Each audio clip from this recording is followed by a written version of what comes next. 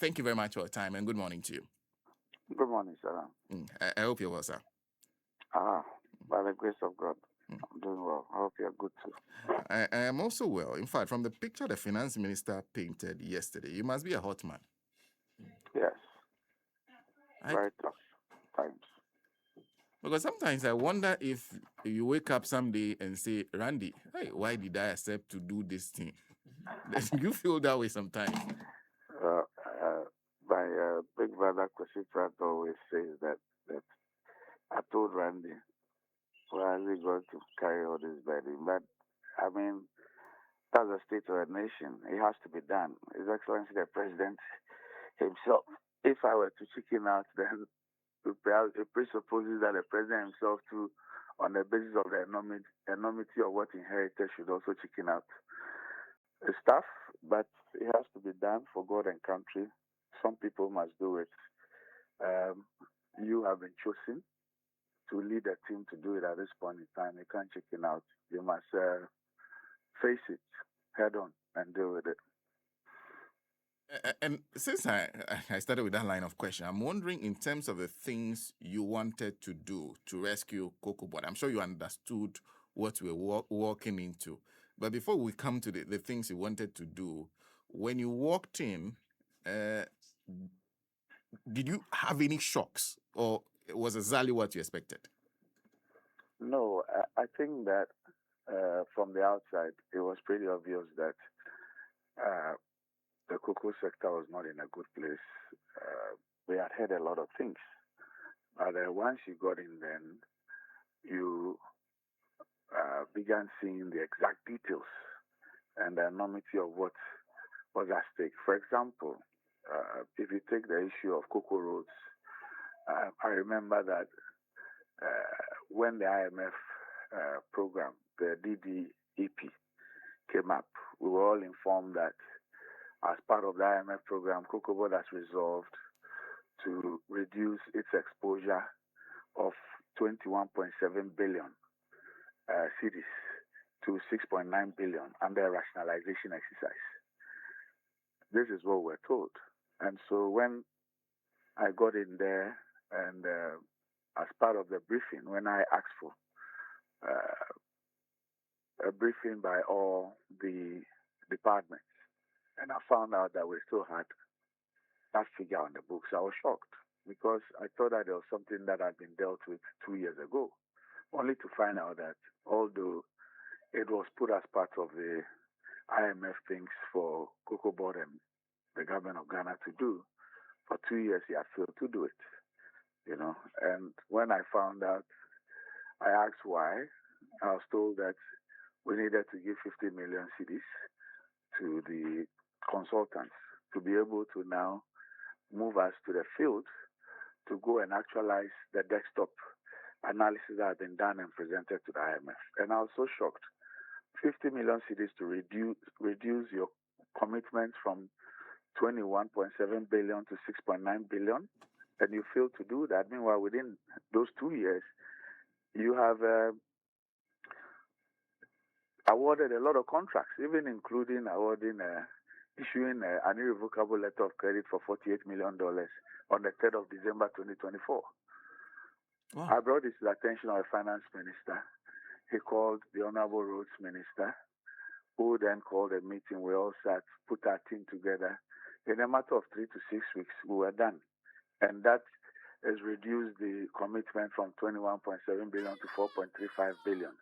And that is what yesterday the minister announced that was being sent to the Minister of Roads and Minister of Finance. Those are interesting. Did you say had the consultant been paid the 50 million already? They had not. Okay. They are saying that the reason why the rationalization had not been done was because they owe the consultants. So I asked them, who are the consultants? Okay. They say highways and feeder roads. I said, how much do you owe them? They said 100 million and 70 million. I said, see this. Okay. Say, how much did you need to give them for them to go with you to go and do this work? So if we give highways 30 million, feeder roads 20 million, they would go with us. So then I asked the question. So you needed to spend 50 million to this And it's not just spending, it's actually money you owe. So you needed to pay 50 million of your indebtedness to go and engage in an exercise that will reduce your exposure to cocoa roads. And exposure simply means that you have signed contracts valued at 21.7, not all had been executed. To reduce that exposure from 21.7 million to 6.9 billion, which is what they wrote in the IMF document. And for 2 years, you had failed to do that. Yet you were awarding contracts in millions of dollars, including those of USACs that you were awarding, you were not clearing. You had not cleared USACs for 3 years. Yet in 2024, you awarded a new contract and on the 3rd of December issued an irrevocable letter of credit for $48 million when you had almost 100,000 bales that you had imported or bought and had not cleared at the port. I see. So that was what you inherited. Look, in the year 2018, 2019, 2019, 2020, 2020, 21, those 3 years alone, they awarded road contracts valued at 21.5 billion. Those 3 years alone. 21.5 billion. Yes. If you look at the history of cocoa roads from 2014 to 2024, a total of 26.5 billion road contracts have been awarded, 26.5 billion from 2014 to 2024. These 3 years alone, 2018, 2019, 2019, 2020, 2020, 2021, those 3 years alone, 21.5 billion cedis worth of road contracts were awarded. In the year, and these contracts were even awarded in US dollars for the first time. In the year 2020, road contracts of about $1.3 billion were awarded in just one single year. $1.3 billion. Billion dollars. And you're supposed to pay for it? Virtually the same size as the stabilization fund. The syndicated loan. So you're going to spend a whole syndicated loan on doing roads? What was the plan? You cannot. Because if you look at even the PPRC, and PPRC is the Producer Price Review Committee. It's the Producer Price Review Committee that allocates the cocoa revenues. So the farmer share, what will go to cocoa roads, what will go to agrochemicals and all that. Now, if you look at the allocation to cocoa roads, it's an average of about 430 million cedis a year. 430 million, the average of 430 million a year. It differs from year to year, but if you look at the average, it's about 430 million cedis a year. So if you have that history and you are not getting some special revenue or you are not getting some special funding for the project, how do you award 21.5 billion cedis contracts in 3 years? Because if you compare the average releases per year for cocoa roads, what it means is that you're expected to pay in 47 years. Meanwhile, these contracts you had awarded had durations of 24 months and 36 months. And in those contracts, you had indicated that once the contractors finish the work and they present the certificate, you, Cocobod, you have 90 days to pay. Failure to do so will attract interest. Who does this? Did you have some unpaid certificates on your table when you got there? 4.4 billion. Work done that you needed to pay for? 4.4 billion. 4.4 billion. The 32.91 billion that we speak about with the debt, the road component is 4.4 billion. The road component also, the 21.9 billion is the value of contracts awarded. But the certificates at the cash office were 4.4 billion. So the component of the 32.91 billion, which had to do with roads, was 4.4 billion. Have you paid? Some. You've paid some? Yes. And you're sure that people did the work? Yes, the certificates were there. So our internal team and everything had vouched for it. So you have the consultants and then our internal team all approving the certificates. You're saying Cocobod currently owes 32.91. That is the debt we inherited. Okay. How much have you been able to clear that far? It's been a year. I think that on the basis of some payments made, plus the appreciation of the CD, That debt is around 25, about 26 billion now. I see. I see. So I'm wondering then how you, because the picture you've painted is because for you to be mentioning those amounts as monies owed by Cocobod alone is worrying in itself. Is that why you're struck? Because we've heard stories about you not being able to pay for cocoa that has been supplied to you. Is that accurate? Do you owe 10 billion cedis like the minority says? Yes. So you see, there's always been a funding model for the purchase of cocoa. Cocoa Board was set up in 1947. So next year, Cocoa Board will be 80 years old.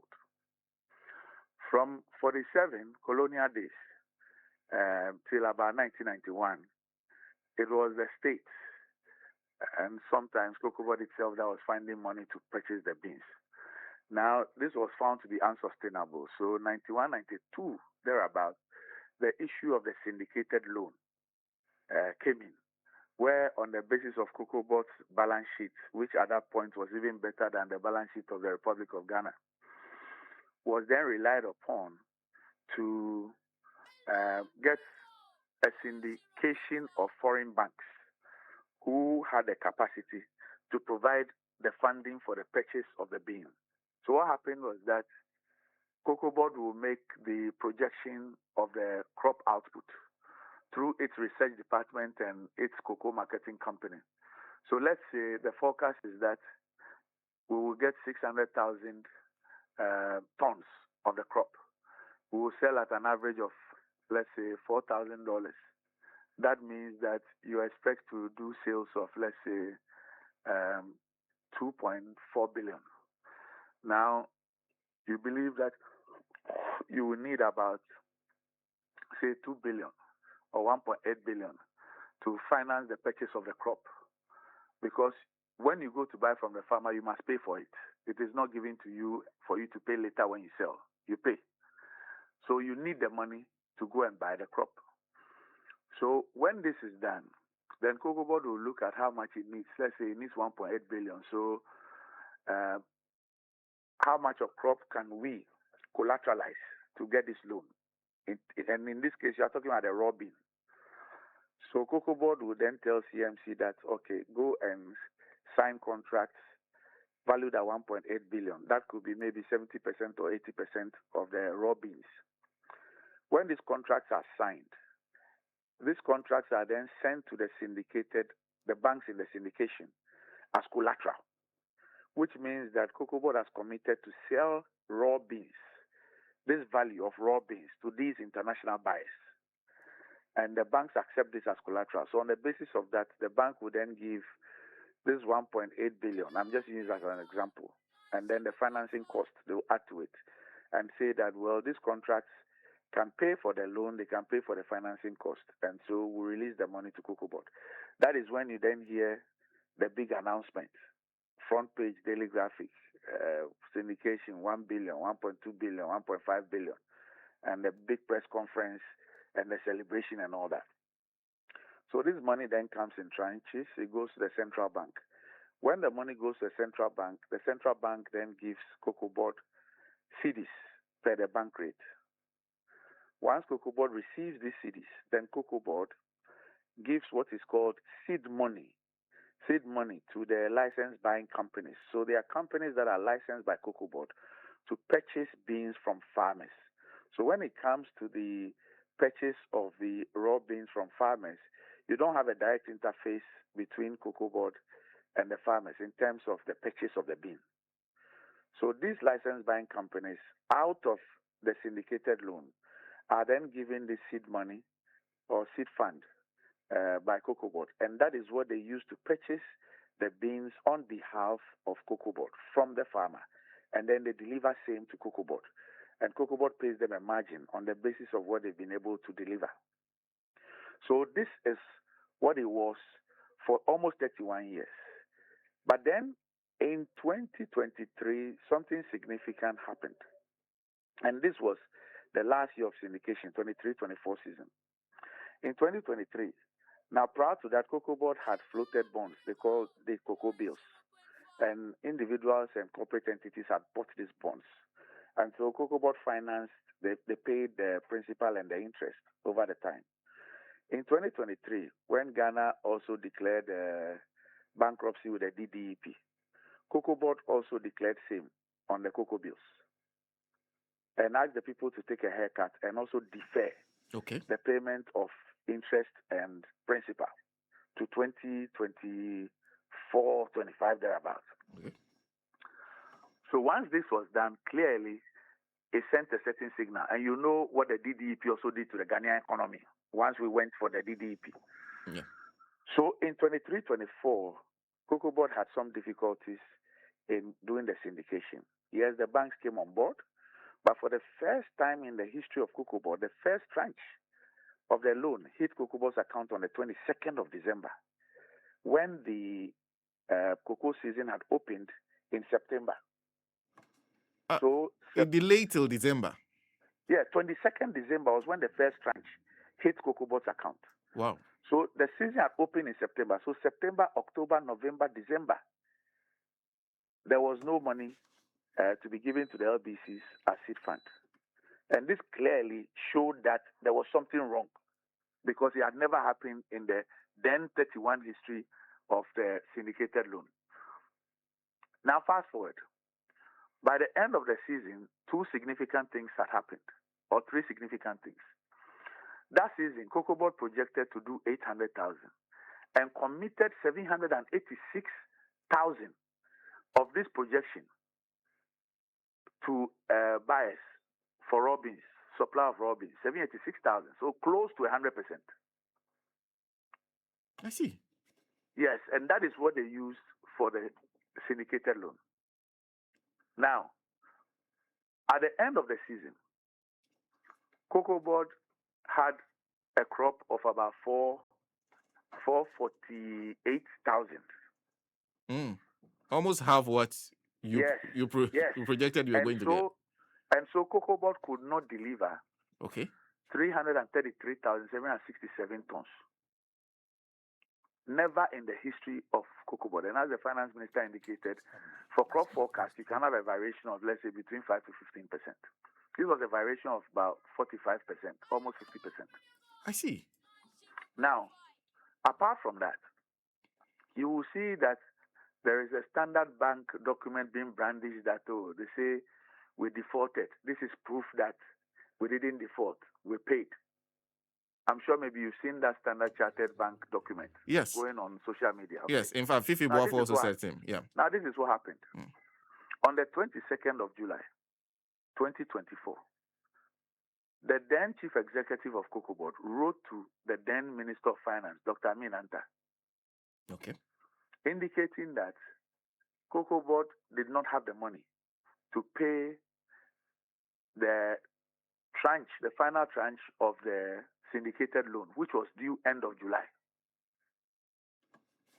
I see. And so Cocobod was requesting for bridge financing of $70 million from the Ministry of Finance. Okay. Otherwise, it would default. So the Ministry of Finance on the 24th of July, and they indicated in the letter that they would pay from expected cocoa receipts. They will pay the Ministry of Finance back. Then wrote to Cocobod. Okay. Telling Cocobod that it was given the money and that Cocobod was expected to pay the money by the end of August 2024. So the Ministry of Finance gave this $70 million bridge financing to Cocobod to go and pay so that there is no default and that Cocobod will pay back the money August 2024. End of August 2024.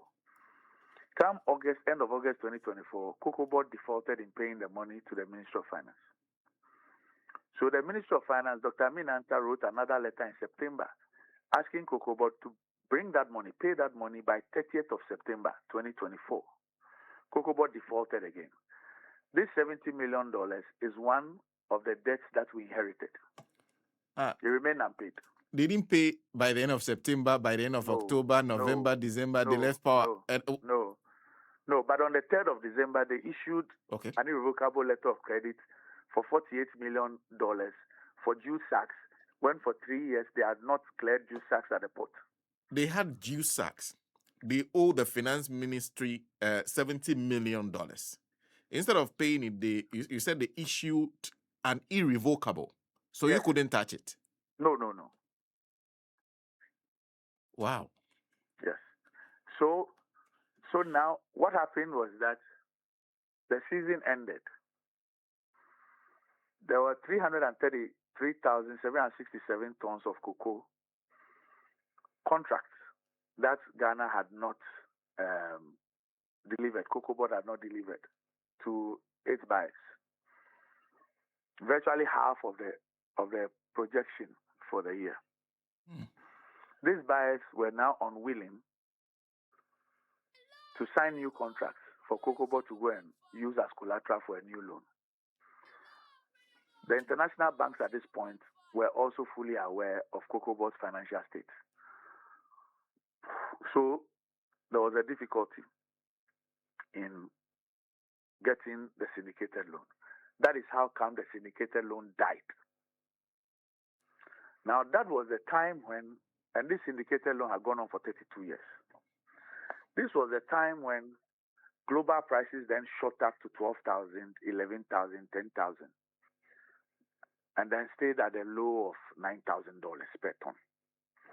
Now these buyers had close to 400,000 tons with Ghana, which they had signed for $2,660. Really? Yes.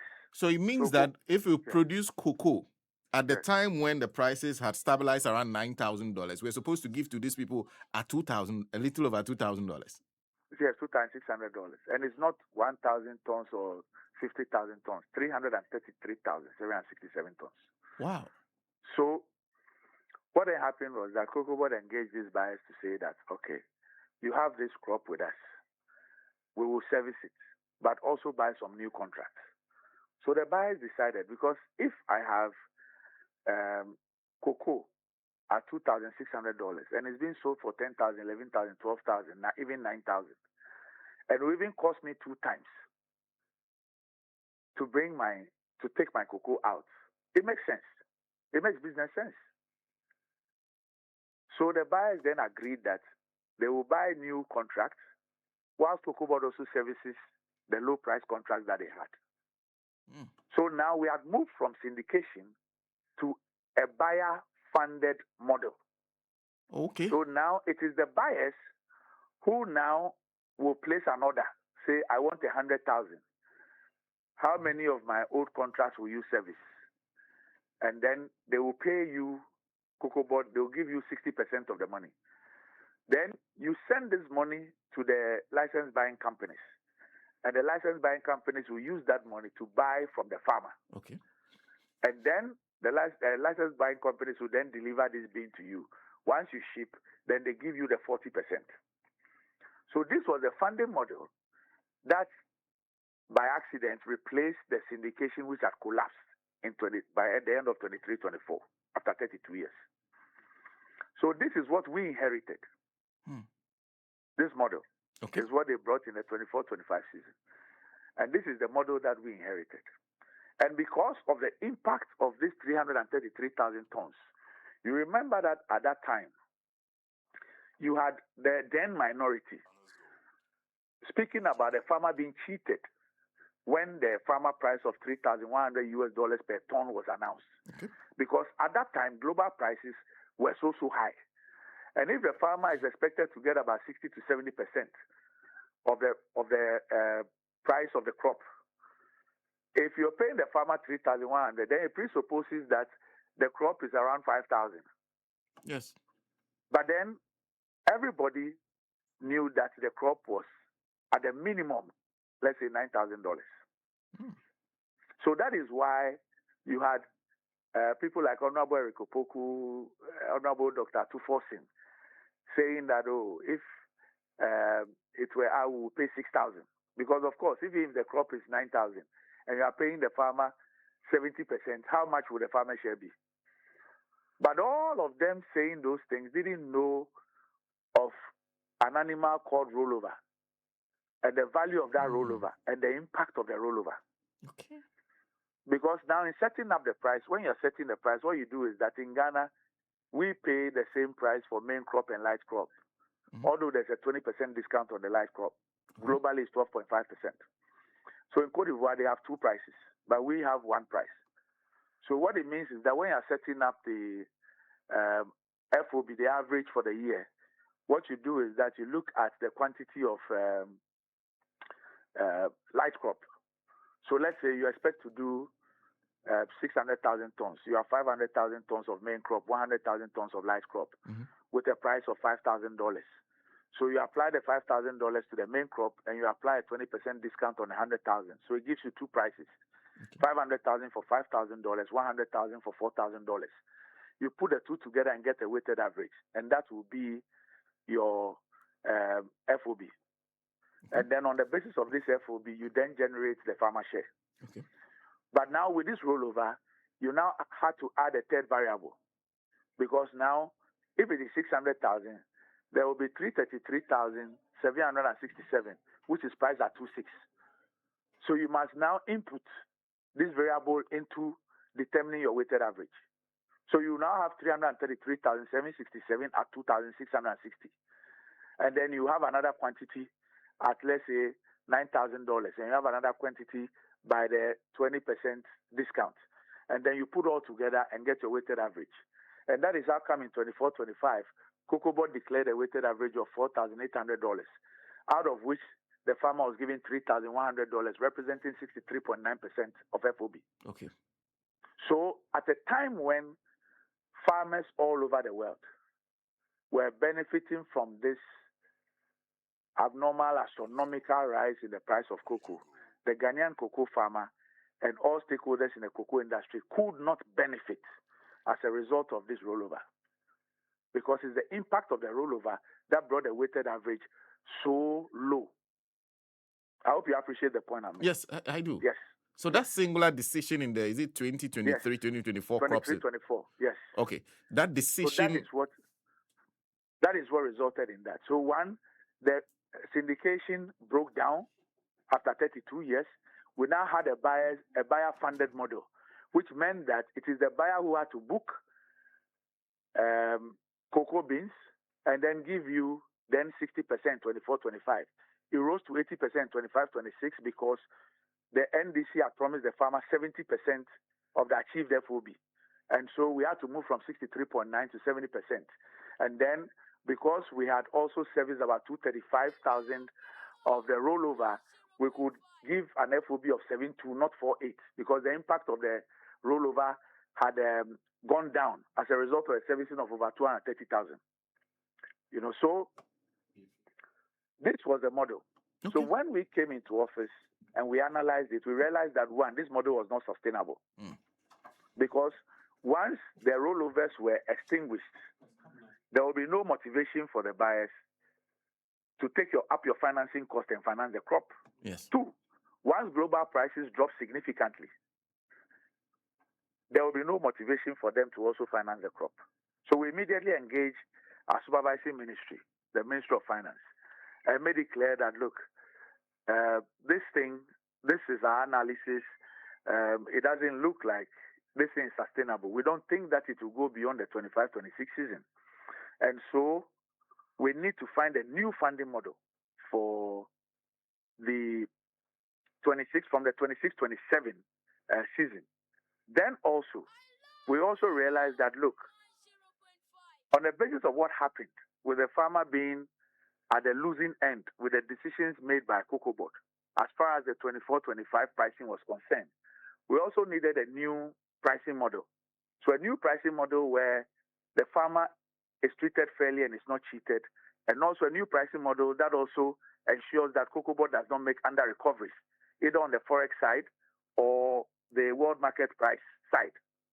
So there was a need for a new pricing model with a new funding model. Now, why the new funding and pricing model were also so important was that we realized that there was a lot of talk about Ghana's processing capacity, 560,000 tons and all that. But if you look at the funding model under the syndication and also this buyer's model, These were funding models where you were committing most of your crop as raw beans to buyers, and were using that to fund the purchase of the crop. How can you have such a funding model or funding models that ensures that most of your crop, if not all, is sold to international buyers as raw beans, and at the same time you speak about value addition? Mm. You cannot. So with the current model, you have virtually little cocoa left to Yes. process.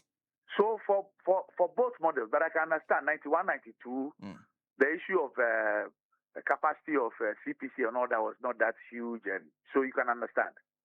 But if you look at the two models, once you are committing raw beans as collateral, what then is left for the processors to process? So if the process can even process 500,000, and you are doing a crop of 600 or 700,000, and you are committing 500,000 or 600,000 to international buyers, and using that as collateral to go and take money, or you're selling the bean to them, what then will be left for your local processors? So your talk about capacity really and value addition is defeated by the very funding models that you are pursuing. So there was a need to now also look for a funding model, apart from all the things I've spoken about, the two models. But there was a need to now find a new funding model that does not obligate you to commit your raw beans as collateral before you get funding to purchase the bean. So this is what we're looking at with the Ministry of Finance, and the Minister of Finance, fantastic guy.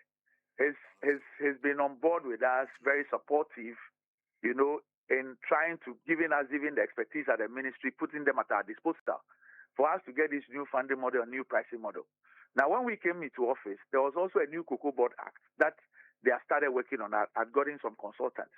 Now, we also had to look at how we could now also use this law to deal with some of these things, and also some of the issues like the protection of the cocoa tree, because you know the impact of galamsey and all those things.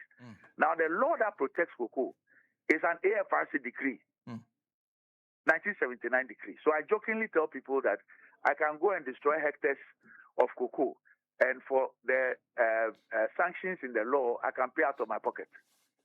Really? The AFRC yes, decree? It was 79. It's a 79 AFRC decree, so you can imagine. Okay. And then the Cocobod law, the existing law itself, is a PNDC law, founded on a PNDC law 81. Okay. So there was a need to now deal with all these things: the funding model, the new pricing mechanism, the issue of the protection of the crop, and all new and emerging things and things that you project as far as the industry is concerned. So we also started working seriously on the new Cocobod Act. But unfortunately for us, whilst we were preparing for all of this to start 26, 27, then the prices started tanking down to the extent that it got to a point where our cocoa bean had become too expensive. Because now, for the buyer has a lot of origins. And when I say origins, I mean producing countries to buy cocoa from. If you take Africa alone, the buyer has Cote d'Ivoire, Nigeria, Cameroon, Guinea, Liberia, even Sierra Leone, Togo. If you go outside of Africa, there's Ecuador, there's Brazil, there's Colombia. You also have Malaysia, Indonesia. So it is not as if we have a monopoly in terms of the production and sale of cocoa. So the buyer will always compare. Yes, you have a premium, but they will always compare prices, and they will take a business decision. So at a time when the prices drop to about $4,000 thereabouts, your cocoa or our cocoa was selling, we had now come down to about 6,400, because that will be our cost to port, to shipment. Now, they found our cocoa too expensive, so they went out of Ghana to go to other origins where they could get the cocoa far, far cheaper, or they found their prices more competitive. Now, in a buyers-funded model, once the buyers stop buying, you do not have the liquidity to buy from the farmer. or pay the farmer. And that is what happened to us. So that's the problem you have now. Yes, that is what happened to us. That once your prices were not competitive, the buyers were not booking new orders. They were not buying. You were going to implement a new funding model and a new pricing model starting 26, 27. But we still have about 6 months to go for the season to end. Okay. There is still cocoa there. The buyer says that for this season, now your cocoa is too expensive because you are paying the farmer about $5,260 a ton. The price on the terminal is around $4,000. Your cost to shipment after paying the farmer is about $6,400.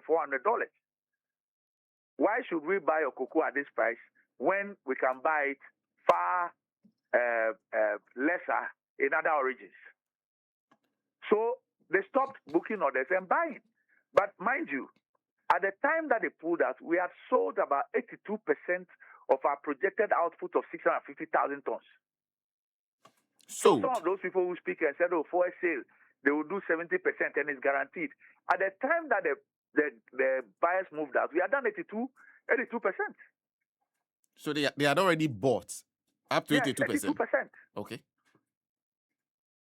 So they moved out. Once they move out, there's no liquidity.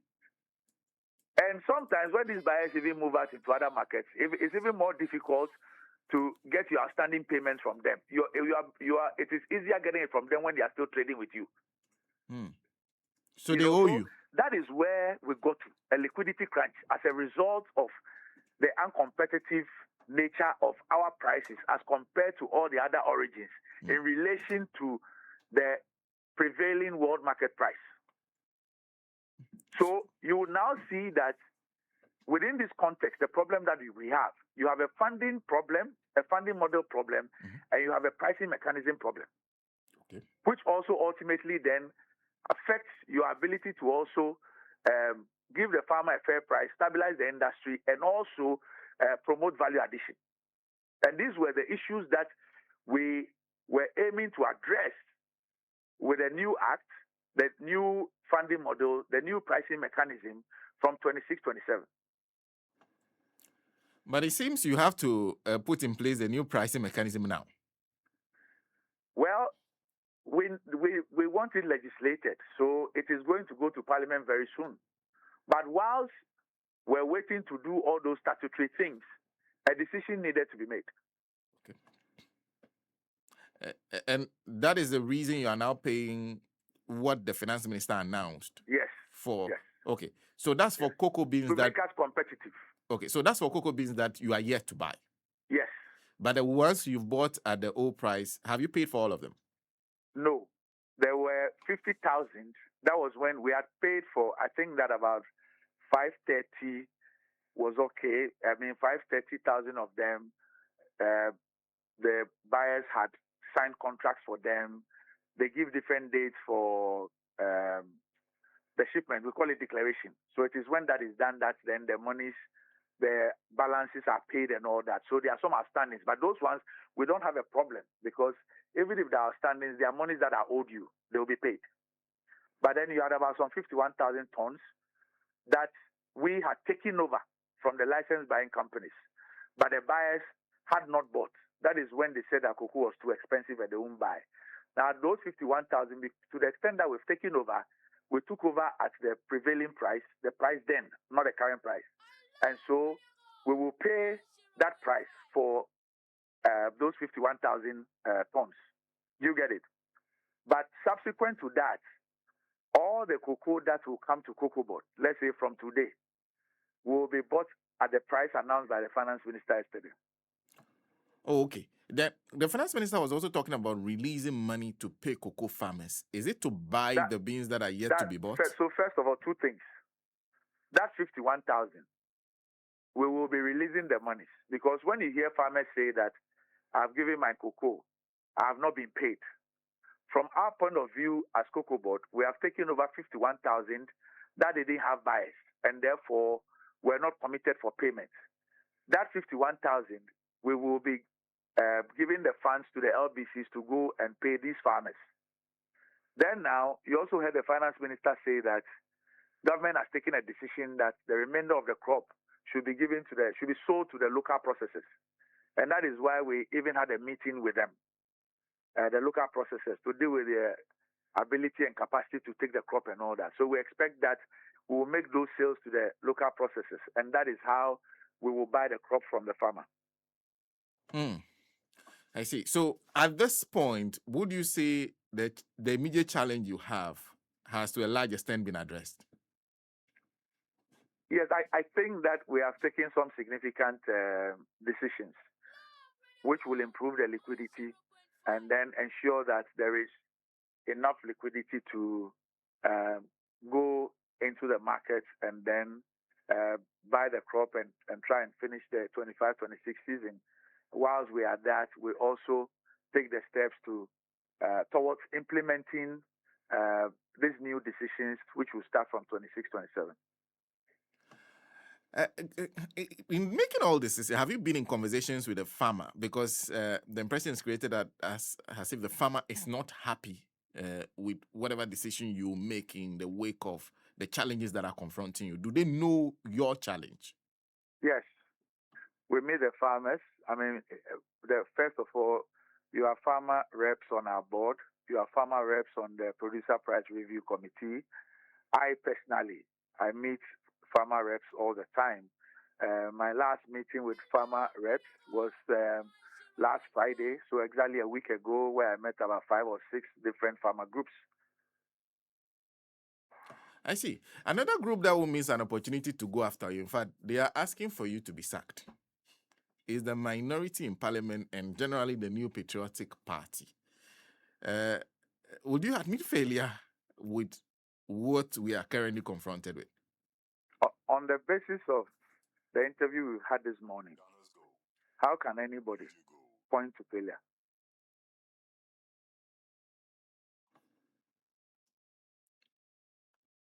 I mean, isn't it ironic that the people who have created all this mess are those who are quick to shout as if they are friends of the farmer? Are these not the same people who ensured that when prices were at an all-time high, the Ghanaian farmer couldn't benefit as a result of the rollover?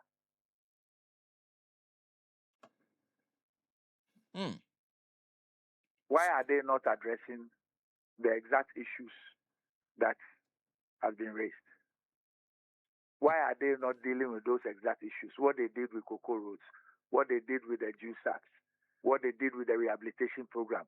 We are in Ghana, and we say that 40% of our productive farmland has been ravaged by the cocoa swollen shoot virus disease. We go and take a $350 million facility from the Africa Development Bank, and we say that we're going to use that money to rehabilitate 156,000 hectares of disease farms. We spend all this money, spend another 700 million cedis from Cocobod's coffers, and at the end of the day, they were only able to hand over 40,000 hectares instead of 156,000 hectares. And the entire AFDB loan is gone. Another 700 million from Cocobod's coffers gone. And we pay. The AFDB loan, we pay in 2 tranches of $61 million every year.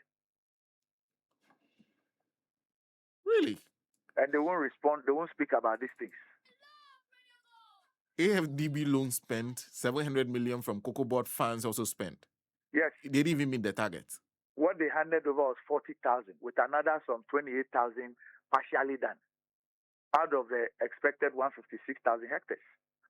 In fact, in that loan, there was an irrigation component of 40 million. They changed that and added it to the rehabilitation. Yet only 40,000 was fully completed and handed over. The entire FDB loan gone. Another 700 million cedis from Cocobod's coffers gone.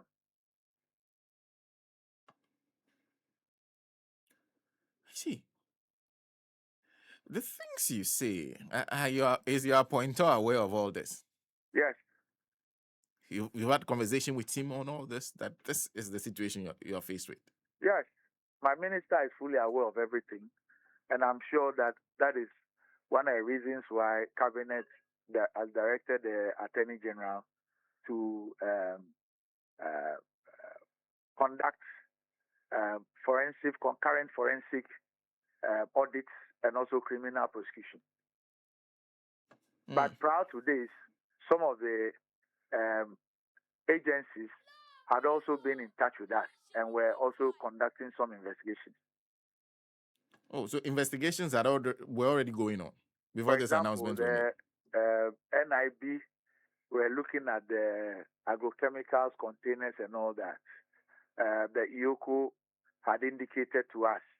The OSP had written earlier for some documents. We had sent those documents. So I wonder how you feel when you hear the MPP saying the things they say about you constantly. Well, first of all, I mean, I can understand why you will see that these things are very personal. You know, they are very personal, and yes, well, it comes with the terrain. I would continue to speak about the issues. They can decide to focus on me. I really am not bothered. I mean, I would continue to deal with the issues. They can decide to focus on me. That's their issue. But the most important thing is that the appointer knows the issues better. If it's always feels like you rub the MPP off the wrong way. What did you do to them? Because it's the constant Randy Abbey, and it's like as if you are intentionally creating the problems that are at Cocobod. This maybe you should ask them. I don't know. Sometimes I hear them refer to Good Morning Ghana. Oh, do you think that's the challenge? Sometimes maybe it's because of the things he said when there. He was on Good Morning Ghana, when he was on City on TV, I hear that sometimes. I see. Let me conclude then by asking you, reading this to you. This is from Franklin Kujo. And it leads to the question of what happens to Cocobod. It says, the cocoa sector was financially crashed in 2023 and 2024, and its effects being felt today. The whole idea of a wasting state behemoth like Cocobod trying to stabilize incomes of cocoa farmers and in the process crookishly using cocoa money to construct roads unrelated to cocoa through unscrupulous procurement process is truly nauseating. That said, Cocobod needs downsizing to a third of its size. We should let farmers decide who they want to sell to. Randy Abbey is doing well. But the point that I wanted to highlight, do you agree with him that your institution currently needs downsizing? Well, that is part of the problem. I would have to engage Franklin. Sometimes maybe from the outside, you might see things differently. Maybe, Franklin also has an ideological inclination. And therefore, there are things, for example, there are people who believe that there are functions at Cocobod that should be outsourced. And there are people who also believe that they shouldn't be outsourced. And so on the basis of where you stand, you might look at decision A or decision B. But rationalization is something that we all need to do once in a while. It's something that we welcome. But like I said, I'm willing to engage Franklin more closely on why he says that, and then we can interrogate those issues. But, Doc, are you saying that the current staff strength at Cocobod is optimum? On paper, it looks so. I'm saying that this is something which you need to conduct a proper HR audit to establish. You just don't look at the numbers. And when I came in, I saw an HR report, an establishment in which says that Cocobod, on the basis of the work available at Cocobod, you need 14,000 workers to do that work. 14,000 workers? Yes, there is a report. I've seen that report.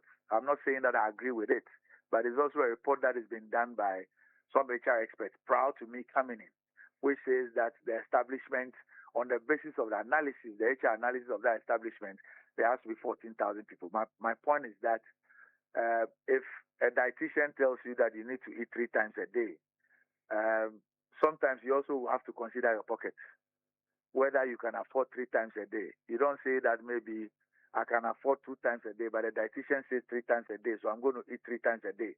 And then when the chopper owner comes for the money, you direct the chopper owner to the dietitian because he asks you to eat 3 times a day, and not your pocket which said you could do 2 times a day. So, like I said, these are things that we interrogate on the basis of facts, figures, best practice, and all that. Yeah. I said I was going to end it, but I remember you owe some 300,000 tons of cocoa. Have you paid? You mean the rollover contract? Yes, yes. Have you been able to settle It's up? left with 98,000. Oh, 98,000. Yes. Oh, that's significant. That is how come for 25, 26, we were able to move the achieved FOB from 4,800 to 7,200, although the prices were lower than 24, 25, because we had extinguished the rollover contract significantly. And then you have on your hand plenty jute sacks. That will last you 10 years. In fact, you know that for this current season, we did not have to rely on any of the jute sacks at the port that had not been cleared. Those in the stores, those that have been in the stores, are what we're using for this season, and we could well have enough for next season. Those in the stores, you haven't cleared the ones at the ports? No, they didn't clear them for 3 years, 4 years. So we are still with the Ministry of Finance trying to clear those ones. And then so that is when we even find out what is there and what is not there. Because you import these jute sacks 2022, you don't clear all. Then 2023, you go and import, you don't clear. Then 2024, you go and import again, you don't clear. And then 4 days to election, you go and issue an irrevocable letter of credit, $48 million for 80,000 bills of jute sacks. And that was why I was coming to have that. Has that been supplied? Have you? They started supplying. We have started receiving the bills of lading. So the Ghana International Bank in London is holding our money. Once the supplier demonstrates that, because Cocobod has been importing CIF, I have decided to change from this season's purchases to X warehouse. You clear it and you bring it to us, and we'll pay the same amount of money. We won't pay anything extra. Now, once the supplier brings all the bill of ladings, because it's CIF to us, and they send same to Ghana International Bank, the $48 million will be released to the supplier. This is your situation, so way.